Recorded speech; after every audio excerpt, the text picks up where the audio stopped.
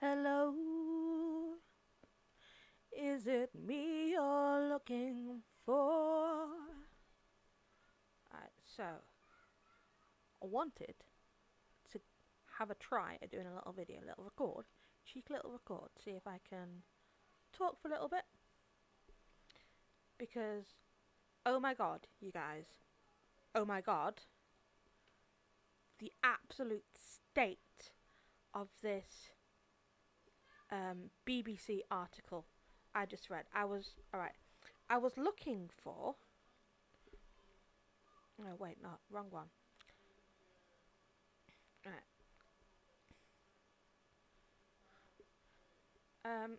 I got onto the BBC. I don't normally frequent the BBC for news because it's just not. The journalism is so toothless. You know, journalism is printing what some people don't want you to print. Everything else is just public relations. That is exactly what Orwell said. If people are happy with you saying these things, if the powers that be are happy with what you are saying and doing, I would suggest you are doing your jobs wrong.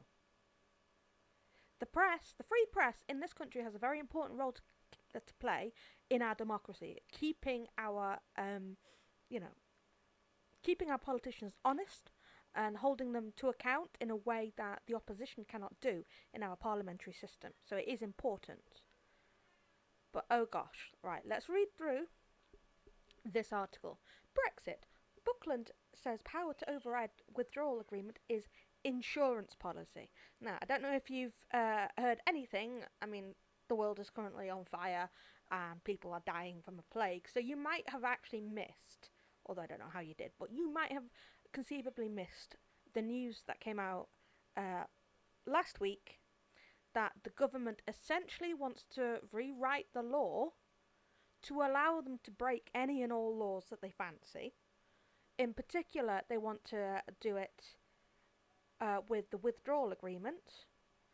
It's, I think they're calling it the internal market bill, to try and pretend that this has anything to do with Brexit, really. It isn't. This, it's not quite like Hitler's Enabling Act. Hitler's Enabling Act said Hitler could pass laws, create and pass laws, without any sort of legislative oversight.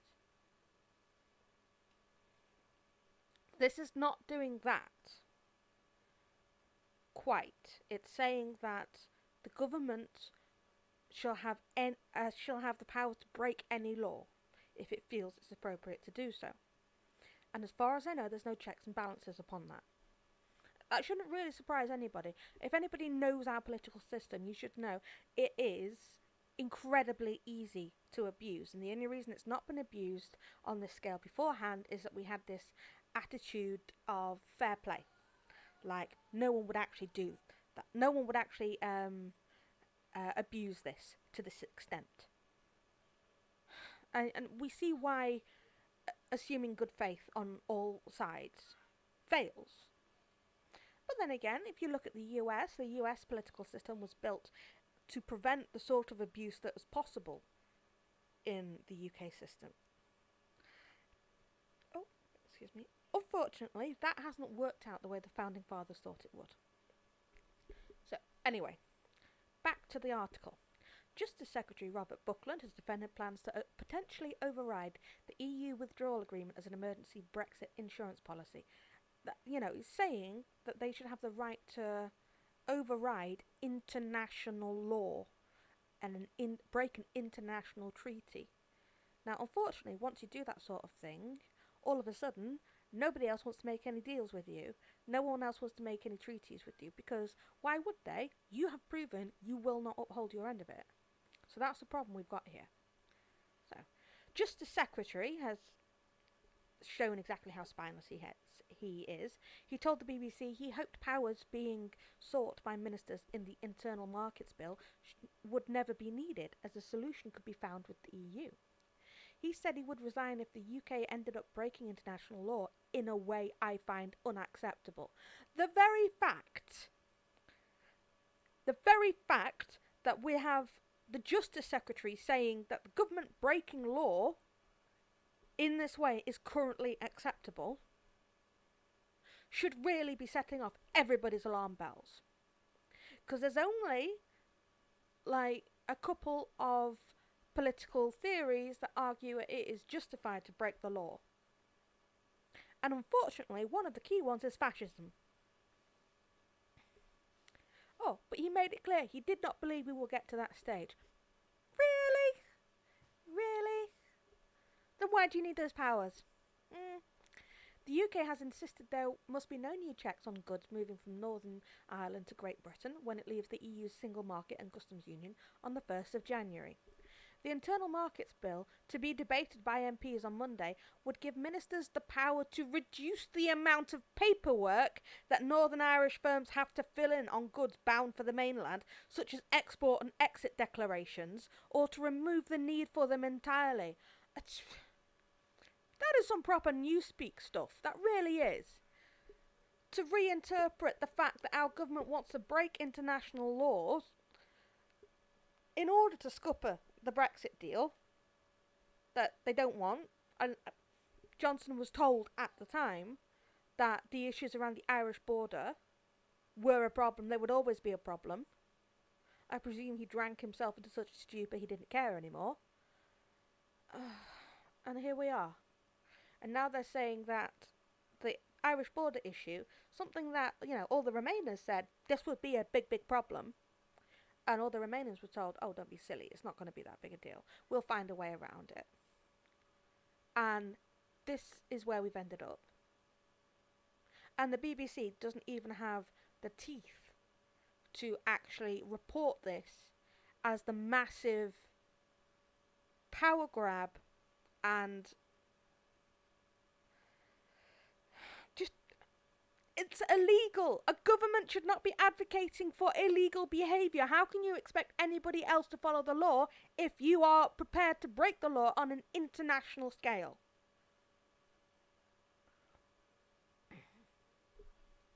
It would also allow the UK to modify or reinterpret state aid rules on subsidies for firms in Northern Ireland in the event of the two sides not agreeing a future trade deal. It is controversial because it would change the terms of the Northern Ireland Protocol, a crucial part of the legally binding withdrawal agreement agreed by both sides prior to the UK's exit from the EU on the 31st of January. Prime Minister Boris Johnson has said that the EU is interpreting the protocol in a way that would impose a customs border in the Irish Sea, separating Northern Ireland from the rest of the UK. The EU's chief negotiator, Michel Barnier, said the EU could not have been clearer when the two sides agreed the Brexit withdrawal agreement last year what the implications would be for Northern Ireland and the rest of the UK. Oh, Jesus Christ. Excuse me, just gonna have some of my herbal tea here.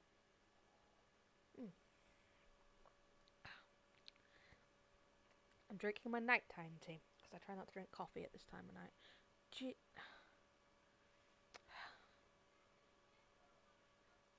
As if at that, Mr. Buckland said the government would only invoke the powers in the bill if the two sides could not reach agreement through their dispute resolution process and if the EU then went on to act in an unreasonable way.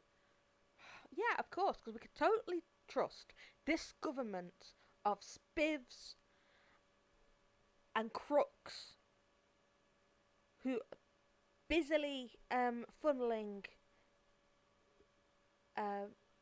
money into the pockets of their friends and their loved ones without any sort of oversight, any sort of tendering process for these contracts.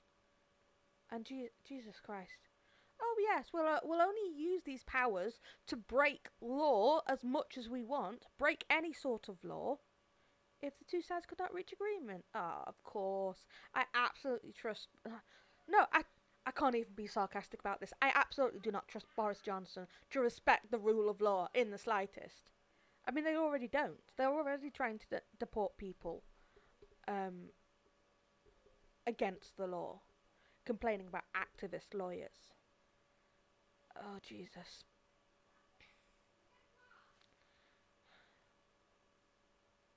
He acknowledged there was a dichotomy between the UK's positions in domestic and international law, but insisted he believed these would be resolved. And they cannot be resolved! Oh.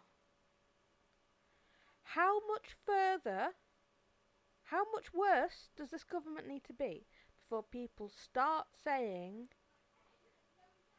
this is getting kind of fashy now? This is feeling a bit fascistic. I feel like fascism is, raising its head.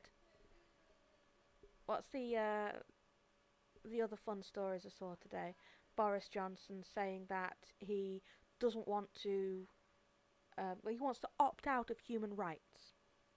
Well, we all know why they want to opt out of human rights, because they want to be able to treat migrants, particularly asylum seekers or refugees, um, like the animals they believe they are, particularly if they're Muslim. I noticed that it's that particular bit of news doesn't seem to be here. Let's see if we can see it in politics. Now, as I said, I don't like the BBC's output anymore, and that's a real wrench for me because I spent a lot of time as a teenager listening to Radio 4. I know, I was so much fun. Listening to Radio 4 all the time. I always had Radio 4 on. I didn't listen to The Archers, but I listened to a lot of stuff. And I just cannot deal with it anymore because it's just so broken.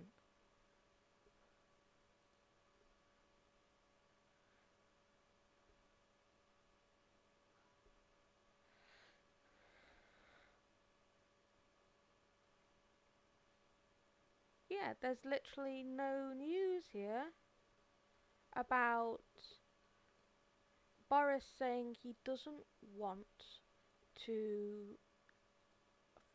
Well, he wants to be able to opt out of human rights laws. Let's see where we can find it. Because I want to show you. Oh, keyboard. Excuse the microphone. Uh,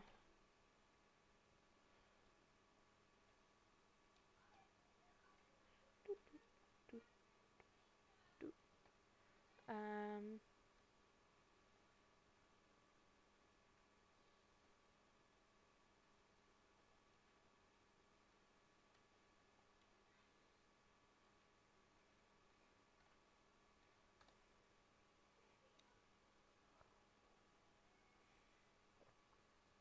there we go.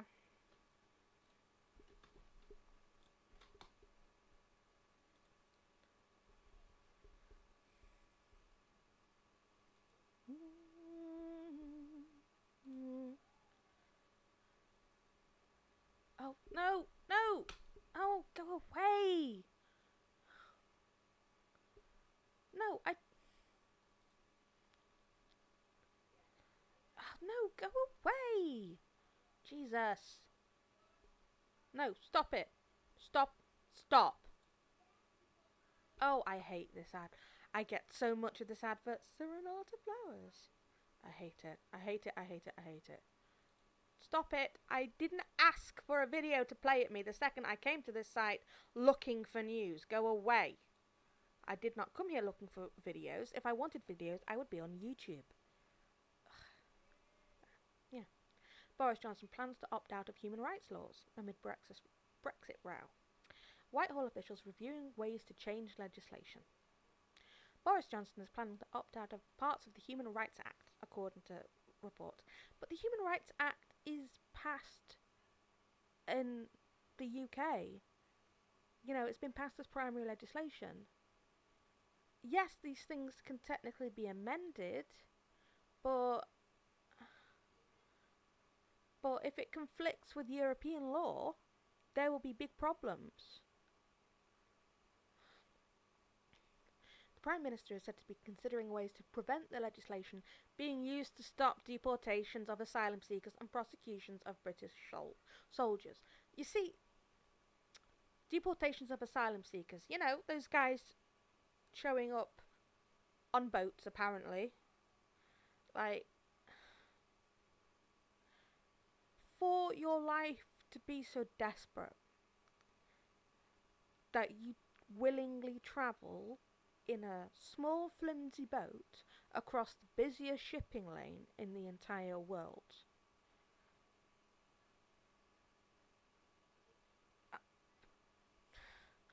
Why are we so determined to punish these people?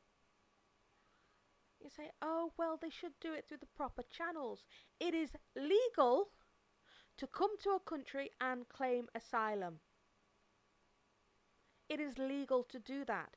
Oh, well, it shouldn't be. Why shouldn't it? We have responsibilities on the international stage that we have been quietly ignoring for a long time, and it isn't good enough. We absolutely need to do more. I can't remember her name. Was it Mercy Paguma? The poor lady in Glasgow who was found starved and dead next to her malnourished baby boy. And some people seem to think that that was fine. That was normal. That was okay. It's not okay. People die because of this government's cruelty. They've died because of austerity. They've died because of cuts to welfare. And we've constantly been fed this noise, this constant um, diet of media stories that says everybody claiming welfare is either undeserving or so pathetic they shouldn't be alive. Because if you cannot support yourself in our society, you should not be alive.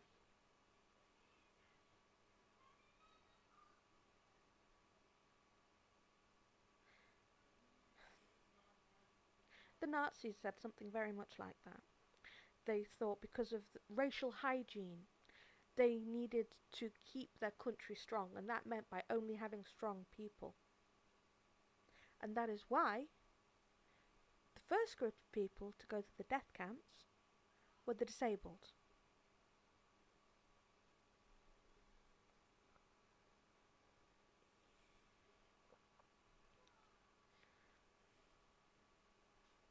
The exact same things happened here, in that the disabled community has suffered dreadfully as a result of austerity, cuts to benefits have pushed people into such desperate poverty.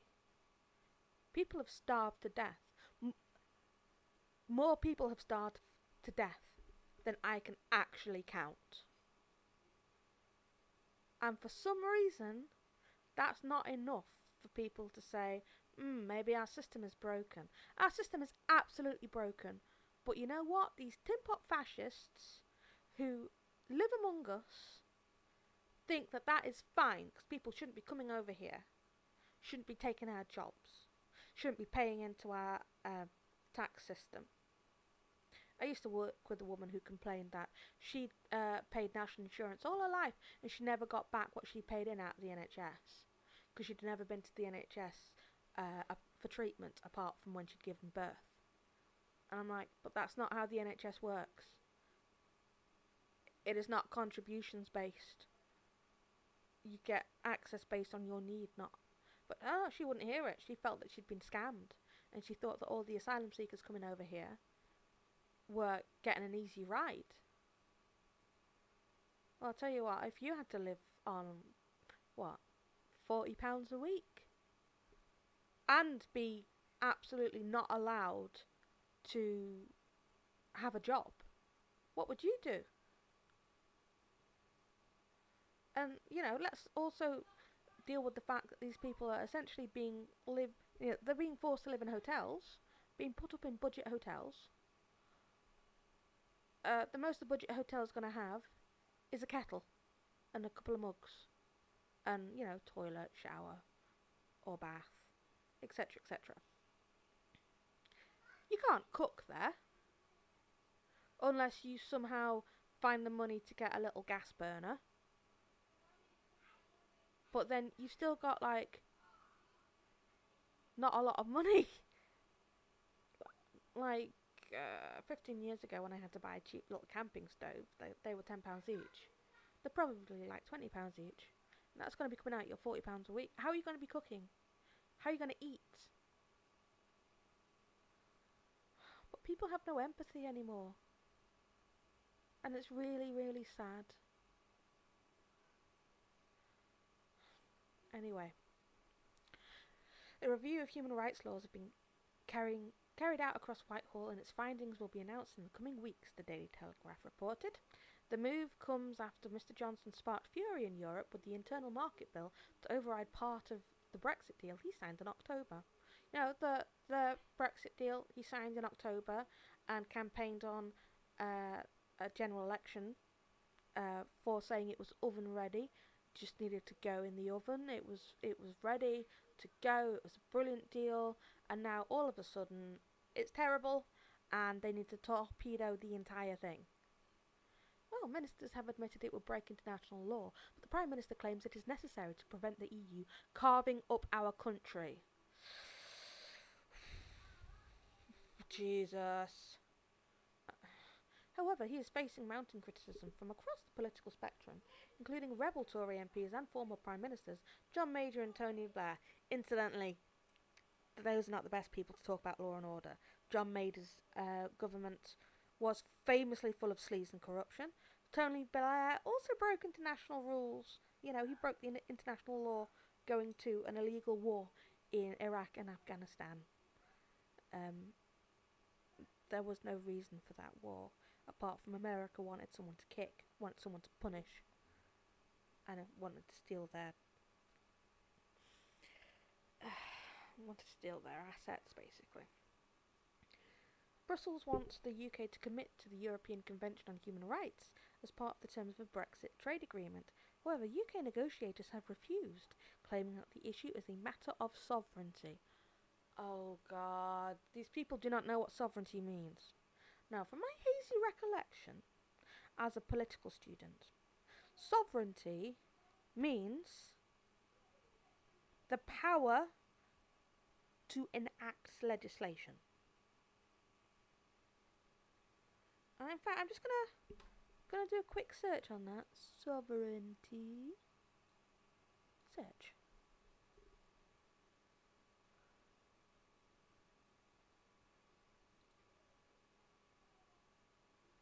Sovereignty is the full right and power of a governing body over itself, without any interference from outside sources or bodies. In political theory, sovereignty is a substantive term designating supreme legitimate authority over some polity.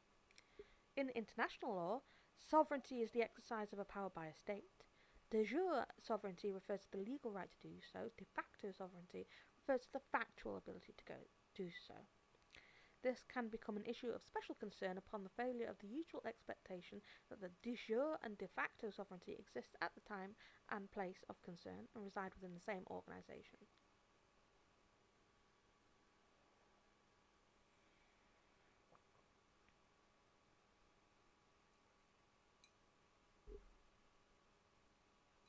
So this is referring to sovereignty of the state.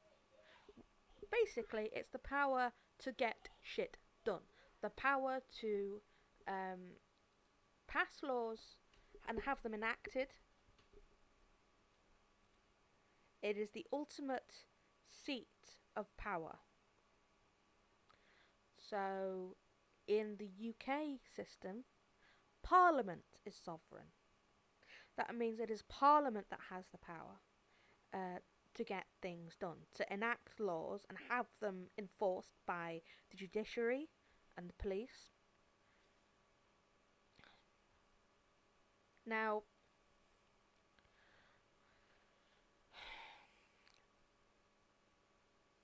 that is as compared to the American system, whereby the Constitution is sovereign. That is from where all power is derived. So in our political system, a parliamentary system, our sovereign is Parliament. Parliament is ultimately sovereign. All the rights and all the power that our sovereign, our queen used to have, or our king, all the power that they had in the past has now been ceded, handed over to, excuse me, to Parliament. Although there's a very good argument to be made that the fact that in our political system, only the ruling party automatically has a built-in majority.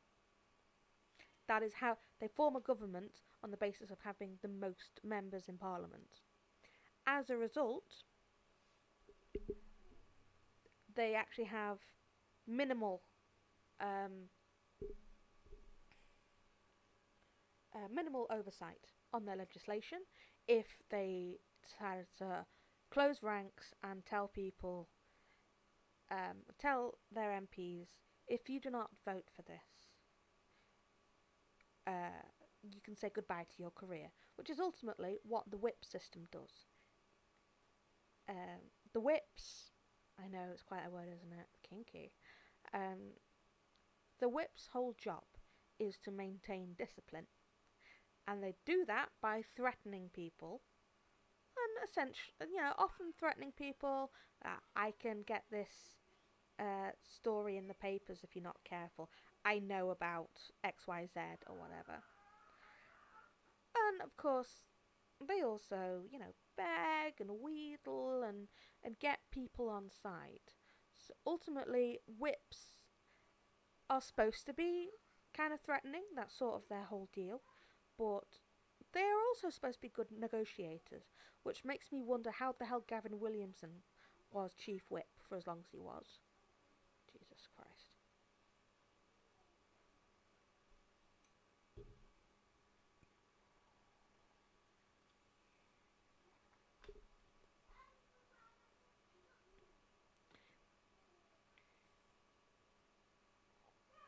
Yeah, the possibility of opting out of the Human Rights Act once Britain has left the EU was raised by when Theresa May was Prime Minister. She said during her leadership campaign in 2016 that the ECHR made it harder to deport terrorists. Oh, didn't mean to do that. But hello, nice to see you. What does this thingy do? I don't know. I'm still just getting to grips with this, so I hope you do not think any worse of me. Showing my underpants here. Possibility of opting out of the Human Rights Act once Britain had left the EU was raised when Theresa May was Prime Minister. Blah blah blah. Alright, I already read that. Mr. Johnson's chief advisor Dominic Cummings was also a critic, saying in 2018 that a referendum on the ECHR would be high on the agenda. The Tory election manifesto last year pledged to update the Act after Brexit, and in February it was reported that ministers were already looking at potentially suspending the ECHR. Then in May, Michael Gove admitted that the UK was refusing to sign up to human rights safeguards as part of a trade deal so that the government has the option of changing the Human Rights Act. Is that it? I think that's it. So anyway, I wanted to say, good God, I can't believe the world we're in right now. It's pretty scary, isn't it? It is not a nice place to be. But I wanted to say thank you for watching the video, and I hope you had a nice time. If you like, you can follow me on Twitter. You can find me at gem_ebisu, EBISU. You can find me on YouTube as Gem Corker. You can find me on Twitch also as Gemma Corker. Not Gem, but Gemma Corker. That's my proper full slave name. And, probably shouldn't have said slave name, to be fair. It's my real world name. Yeah, I hope you enjoyed this video, and I hope to see you soon. Bye!